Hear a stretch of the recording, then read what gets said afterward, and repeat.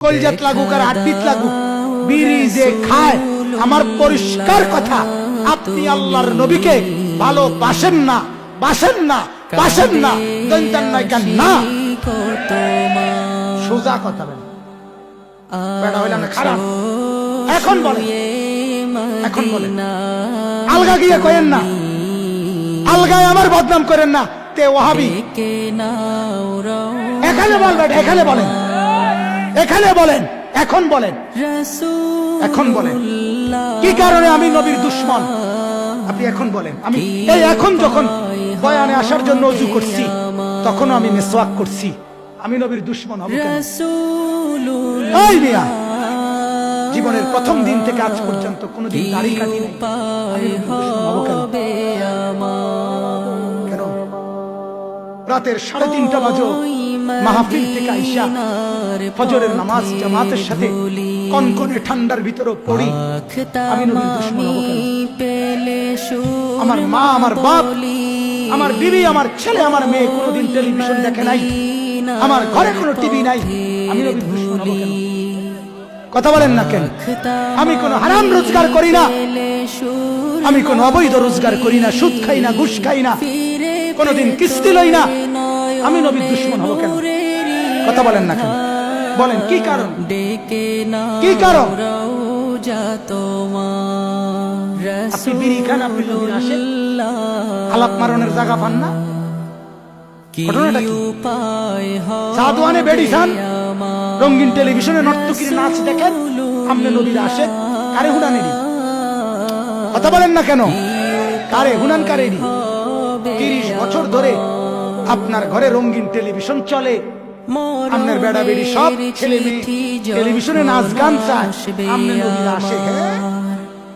আমরা হুনানেরি, আমরা বুঝি না এগুলা। কাটছাট কথা আমি বললাম পরিষ্কার, রাসূলুল্লাহ সাল্লাল্লাহু আলাইহি ওয়াসাল্লামকে কষ্ট দিয়েন না। যে নবী পেঁয়াজের গন্ধ সহ্য করতে পারে না, যে নবী রসুনের গন্ধ কাঁচা সহ্য করে না, উম্মত আমার কাছে আইসো না, আমার নামাজি বান্দাদের কাছে আইসো না কাঁচা পেঁয়াজ খেয়ে। সেই আপনি বিড়ির দুর্গন্ধ নিয়া কেমনে মসজিদে ঢোকেন? কথা বলেন না কেন? শুধু কুলি করলে বিড়ির দুর্গন্ধ যায় না।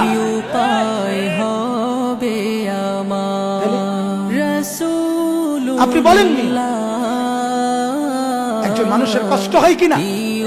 আমি ব্যক্তিগতভাবে হজম করি, অনেক সময় কষ্ট করে সহ্য করি, কিছুই বলি না কোনোদিন।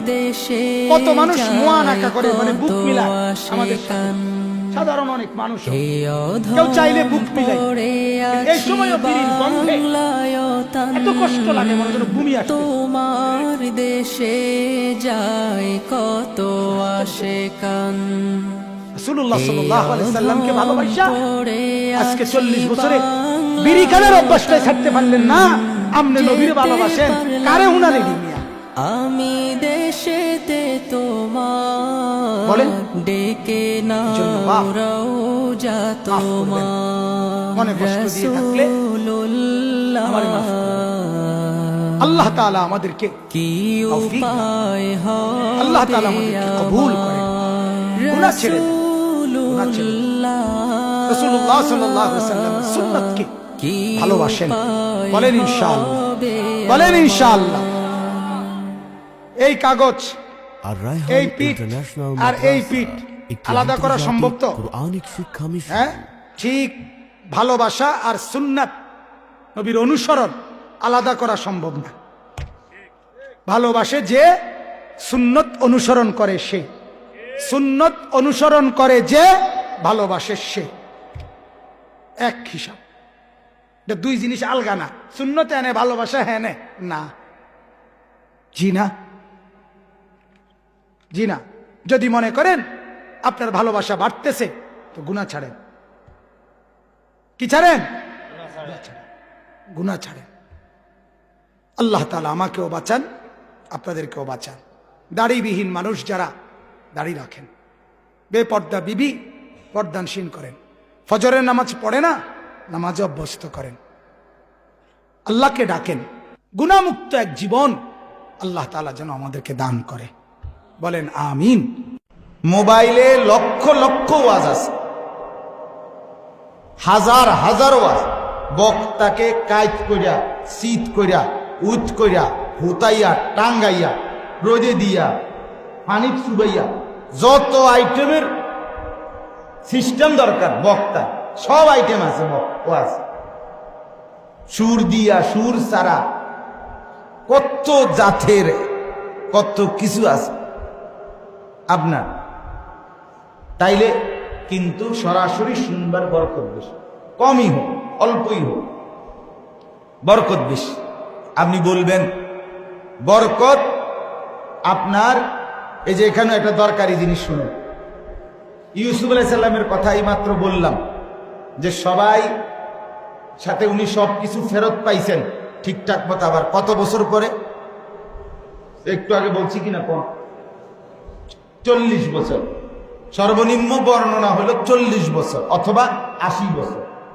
তো এই 40 বছর পরে সবাই যখন একত্রিত হয়েছে, তখন ইউসুফ আলাইহিস সালামের মিশরে সম্মান দেখা, ইজ্জত, ওনার রাজত্ব, বাদশাহী, ওনার তাকওয়া, ফরহেজগারি, আল্লাহ ভীরুতা, মানুষের কাছে ব্যাপক জনপ্রিয়তা, এই সব কিছু দেখা আল্লাহরই কুদরতে ইউসুফ আলাইহিস সালামের বাবা ইয়াকুব এবং ইউসুফ আলাইহিস সালামের মা এবং ওনার ওই 10 ভাই, আরো একজন আপন ভাই বেনিয়ামিন, 11, এই 11 ভাই, মা বাপ 13 জন, সকলেই আল্লাহর কুদরতে, আল্লাহর হুকুমে ইউসুফ আলাইহিস সালামকে সেজদা করছে। এটা ওই সময় জায়েজ ছিল, ওই শরীয়তে। তো ইউসুফ আলাইহিস সালাম তখন বলছিলেন, বাবা মনে কি পড়ে, এটা আমার সেই স্বপ্নের বাস্তবায়ন যেটা আমি দেখছিলাম ছোটবেলায়, যে আমাকে সূর্য, চন্দ্র এবং 11টি তারা মিলে একসাথে আমাকে সেজদা করছে। এটা সেই ব্যাপার। সূর্য হলো বাবা, কারণ সূর্য মানে যেটার মধ্যে তেজ আছে, তো বাবাই তো পরিশ্রম করে বাহিরে। চাঁদ মানে যেটার মধ্যে মায়া, নরম, যেটার মধ্যে মায়া, এটা হলো মা।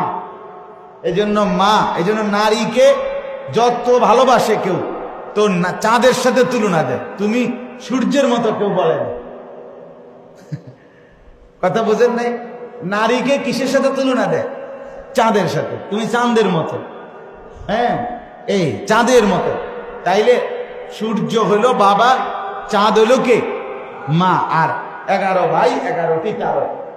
তো আমার বলার উদ্দেশ্য হলো যে আপনার আসর, ওই যে স্বপ্ন দেখছে উনি, তো স্বপ্ন এটাই যে যা দেখছে এটা বাস্তবায়ন হয়েছে গিয়ে 40 বছর পরে। কত বছর পরে? আল্লাহ তাআলা যদি তার কোনো বান্দাকে সম্মান দিতে চান, সেটা এখনই হইতে হইব, জরুরি জরুরি। এখন দোয়া করলাম হুজুর, আজ 3 দিন গেল আপনার কথা মতোই তো দোয়া করছি, বলছেন মসজিদে 200 টাকা দিছি, তারপরে কইছেন 2 জন মানুষ খাওয়াইতাম, খাওয়াইছি, যেমনি যেটা কইছেন তেমনি করলাম। আজকে 3টা দিন হইল,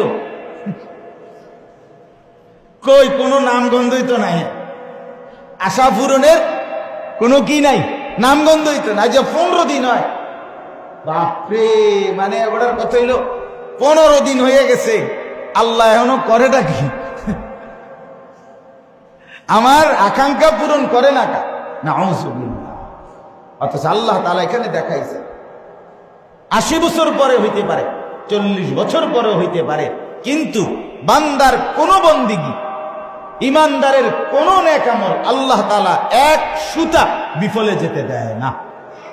বিনিময় দেবেই দেবে, আজ কিংবা কাল, এখানে কিংবা সেখানে, ইহকালে কিংবা পরকালে, কিন্তু বিনিময় নিশ্চিত। এই যে একবার সুবহানাল্লাহ বলছেন, এটা মাইন নাই, আর এটার পুরস্কার কি নাই?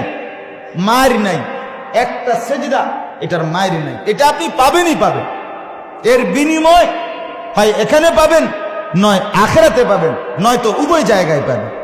বাকি কাকে কি দিবেন, কতটুকু দিবেন, কেমনে দিবেন, সেটা কার ইচ্ছা? আল্লাহ তাআলার ইচ্ছা।